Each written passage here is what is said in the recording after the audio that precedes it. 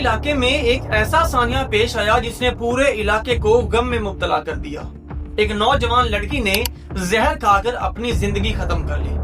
بظاہر تو یہ ایک خودکشی کا واقعہ سمجھا گیا، لیکن حقیقت میں اس کے پیچھے ایک ایسی کہانی ہے جس نے سب کو ہلا کے رکھ دیا، اور یہی اصل کہانی میں آج آپ کو سنانے جا رہا ہوں، کیونکہ اس کے اندر ایسے راز چھپے ہیں جو نہ صرف اس لڑکی کی زندگی برباد کر کے بلکہ پورے خاندان کو صدمے میں ڈال دیا۔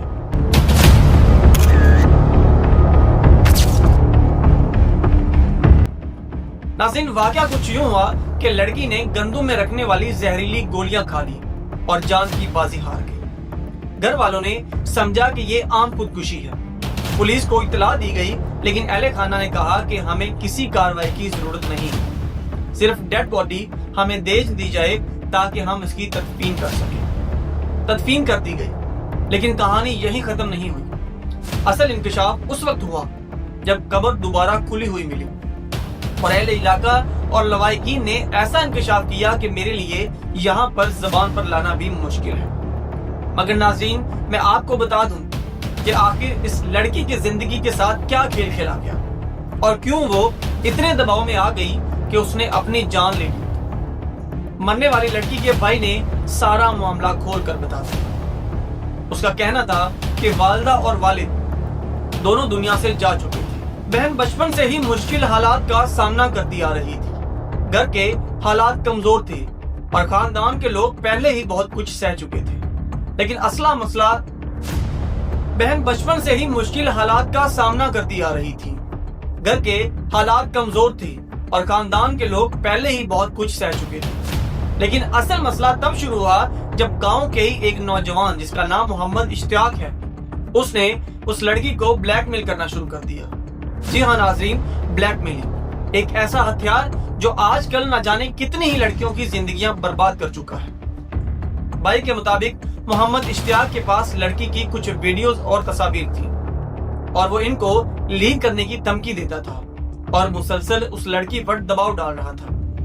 کئی بار لڑکی نے اپنے بھائیوں سے چھپاتے ہوئے خاموشی اختیار کی، مگر تقریباً 3 ماہ پہلے اس نے سچ اگل دیا کہ وہ لڑکا اسے بلیک میل کر رہا ہے۔ بھائی نے بھی اس لڑکے کو سمجھانے کی بارہا کوشش کی، یہاں تک کہ ہاتھ جوڑ کر اس کے سامنے ریکویسٹ کی کہ ہمیں چھوڑ دو، لیکن اشتیاق باز نہ آیا۔ ناظرین، یہ بلیک میلنگ صرف ایک دھمکی نہیں تھی، بلکہ وہ نوجوان لڑکی سے ناجائز مطالبات بھی کرتا تھا۔ اس کا کہنا تھا کہ اگر تم نے میری بات نہ مانی تو تمہاری ویڈیوز پورے گاؤں اور سوشل میڈیا پر پھیلا دوں گا۔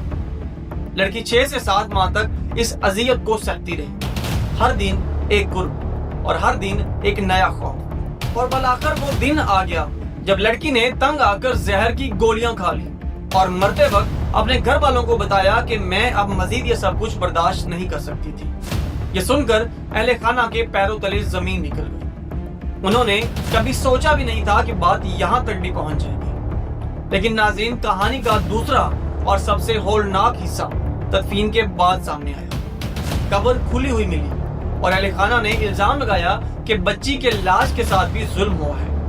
قبر سے مردہ جسم کو نکال کر زیادتی کا نشانہ بنایا گیا۔ کیا کوئی شخص درندگی کی ایسی انتہا بھی کر سکتا ہے؟ اب سوال یہ ہے کہ آخر یہ معاملہ کہاں تک جائے گا؟ کیا قانون حرکت میں آئے گا؟